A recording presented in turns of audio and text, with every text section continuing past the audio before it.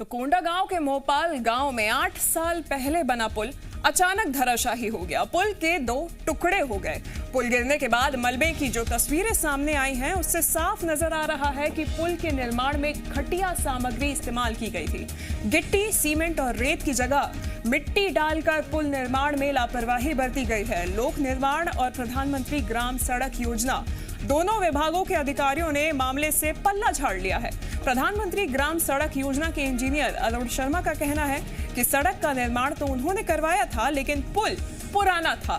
पुल किस विभाग ने बनाया इसकी जानकारी उन्हें नहीं है। तो वहीं पंचायत ने भी पुल के निर्माण से इनकार किया है। मोपाल गांव के लोगों में पुल टूटने से नाराजगी है। उन्होंने पंच, सरपंच, ठेकेदार के खिलाफ कार्रवाई की मांग की है।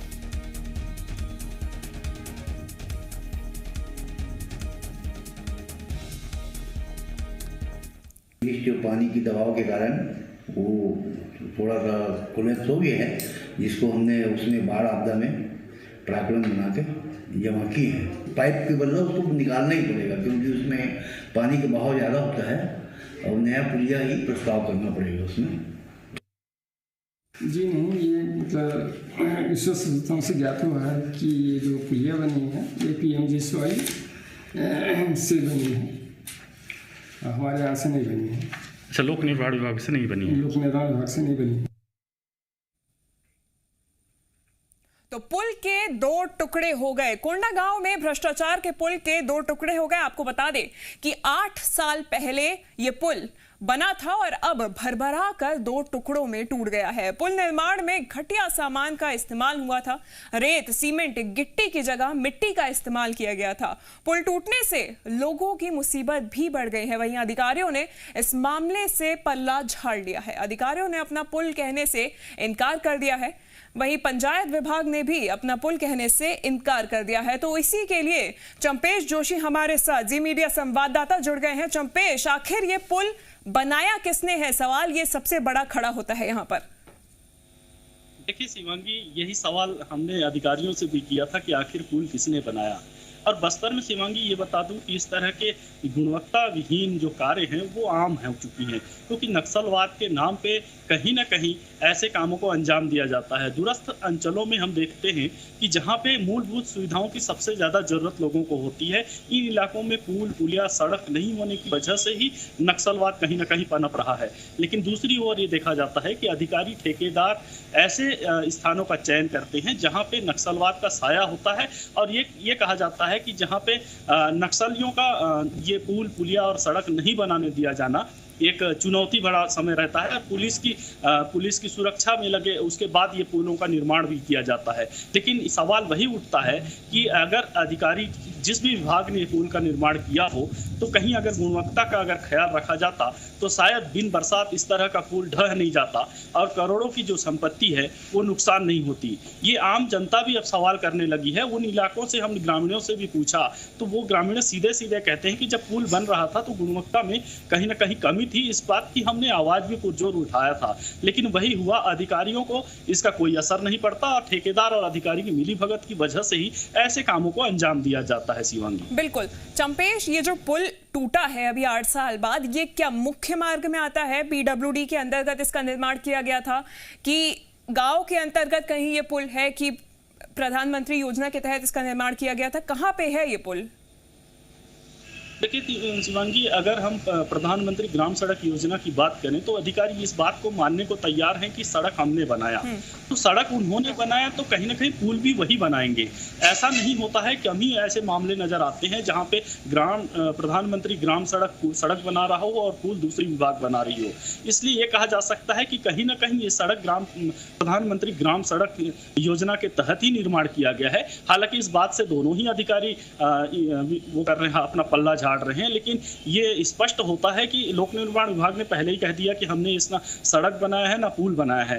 तो और दूसरी ओर प्रधानमंत्री जो योजना के अधिकारी हैं उनका कहना है कि हमने फिर से इसको प्रस्ताव में रखा है और इसके निर्माण पुनः किया जाएगा। तो इस बात से ये साबित होता है कि प्रधानमंत्री ग्राम सड़क योजना की ये पुल रही होगी। हालांकि इस वक्त जब धराशायी हो चुका है, भ्रष्टाचार सामने आ गया है, तो इस बात से इनकार किया जा रहा है। शिवानी, बिल्कुल, सवाल तो यही है कि अब गलती हो गई है तो कम से कम मान तो लें, स्वीकार तो लें। और सबसे बड़ी बात ये कि प्रधानमंत्री सड़क निर्माण योजना के अधिकारियों का भी कहना है कि उन्होंने निर्माण नहीं किया। वहीं लोक कल्याण निर्माण का विभाग का भी यही कहना है कि उन्होंने निर्माण नहीं किया। पंच सरपंच ने हाथ खड़े कर दिए हैं, लेकिन कोई ना कोई दस्तावेज तो होगा, कोई राशि जारी की गई होगी 8 साल पहले इस पुल निर्माण के लिए। क्या वो अभी तक जांच में सामने आ पाया है? निश्चित तौर पे यही सवाल हमने अधिकारियों से भी किया था कि इसके दस्तावेज, इसके प्रमाण कुछ तो होंगे, जिसमें लोक निर्माण विभाग से भी हमने ये सवाल किया था और प्रधानमंत्री ग्राम सड़क योजना से भी हमने किया था। लेकिन प्रधानमंत्री ग्राम सड़क योजना के अधिकारी का कहना था कि कहीं ना कहीं ये सरपंच पंचायत में बनाया गया है, लेकिन पंचायत के खुद ही पंच और सरपंच इस बात को आप बुलंदी से आवाज़ उठा रहे हैं कि इस पर कार्रवाई होनी चाहिए। तो ये बात तो स्पष्ट हो जाती है शिवांगी कि कहीं ना कहीं पंचायत इस काम को नहीं किया है, ये दूसरे विभागों ने किया है। लेकिन बात वही आती है, जब भ्रष्टाचार सामने आता है तो कोई भी सामने नहीं आता, अपना अपना पल्ला झाड़ने में हर अधिकारी, हर विभाग लग जाता है। तो यही स्थिति इस बात में भी सामने आ रही है। हालांकि पंच सरपंचों ने स्पष्ट कहा है कि पुल का जल्द निर्माण हो और जो ठेकेदार और विभाग इसमें शामिल हैं उन पे सख्त कार्रवाई होनी चाहिए, और होनी भी चाहिए शिवांगी, क्योंकि नक्सल प्रभावित इलाका है, यहाँ पे पुल बनना और सड़क बनना ही बिल्कुल चंपेश, तो ये सवाल बड़ा है कि अधिकारी ये मानने को तैयार नहीं है कि पुल उन्होंने निर्माण किया है। हालांकि अब उनका ये कहना है कि जल्द ही जल्द उसको पुनः निर्माण किया जाएगा। धन्यवाद चंपेश तमाम जानकारी के लिए।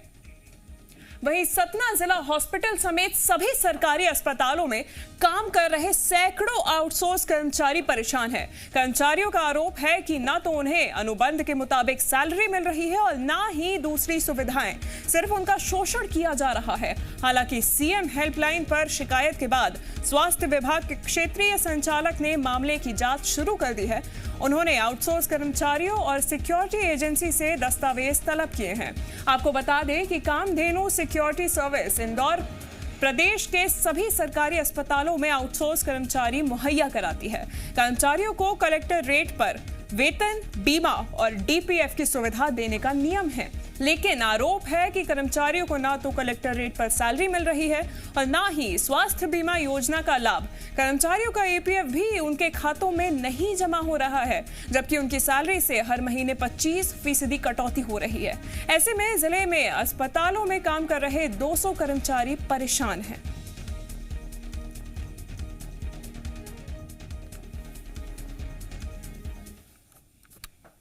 आज दिनांक तक न तो हमें अर्धकुशल का मानदेय मिल रहा है, न ईपीएफ मिल रहा है, न बीमा का कोई लाभ मिल रहा है, जो शासन के निर्देश हैं कि बीमा भी दिया जाए इन लोगों को, और ईपीएफ हम लोगों के खाते से काटा जा रहा है वेतन से, लेकिन वो हमारे अकाउंट में जमा नहीं है। न हमें ईपीएफ अकाउंट नंबर तक आज किसी को दिया गया है। क्षेत्रीय संचालक द्वारा टीम गठित की गई है, तो जो 3-4 सदस्यीय टीम है वो आई है, वो एक एक बिंदुओं पर जांच करेगी। कितना पैसा हम कामधेनु को देते हैं, उसमें से कितना पैसा वो कर्मचारियों को देते हैं, कितना ईपीएफ देते हैं, ये सब बैंक डिटेल्स जो है उनके सामने रखे जाएंगे, और जो दोषी होगा, जैसा उनका निर्णय आएगा, मैं उसको लागू करूँगा।